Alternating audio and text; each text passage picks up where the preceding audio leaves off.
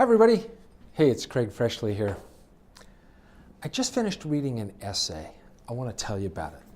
It's called A Culture of Listening: Restoring Civic Dialogue Where Lives Intersect on the Land.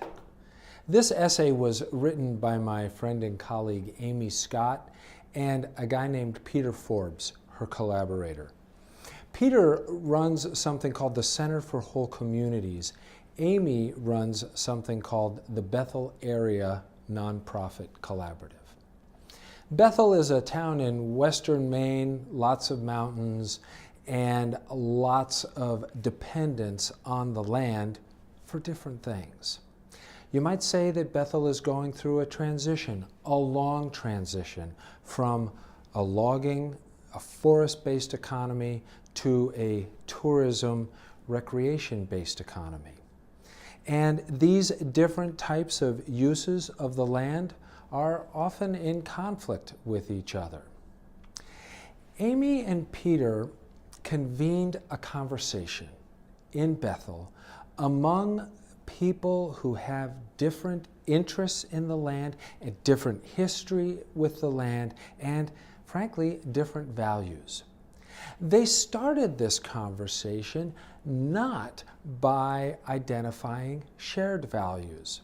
A lot of us who convene conversations among people who are different are apt to start with identifying things that we share. But in this case, they realized that if they were to start a conversation around shared values, that might actually alienate a lot of people. Because people might think that they don't have the same values as the conveners and therefore not participate in the conversation. So instead, they began by identifying different values and accepting that different values are okay. We can think of things differently, we can believe different things, and still be part of the same community and still build a shared future together. Another thing that Amy and Peter did, which in my opinion is a little distinctive, they realized the importance of history. I want to read you a quote here. I might paraphrase a little bit, but this is right out of the essay. It says, "A foundational step of civic dialogue is better understanding the land and people history and the social dynamics that have resulted from that history.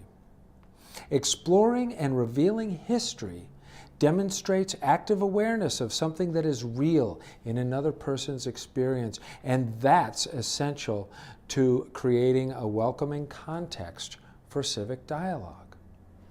It's like, you know, if you had the same history that I have, you'd believe the same things I do. By understanding each other's history and by understanding the history of our community, we understand where our values come from and why they're different, and that it's not because we're just bad people and don't like each other. Our values are a result of our history. The essay is called A Culture of Listening. And that's because when Amy first approached Peter about doing the project, she told him, "I want to create here in Bethel a culture of listening." And Peter said, "That's brilliant, because listening is the foundation of relationships, and relationships are the foundation of community." Thanks for listening.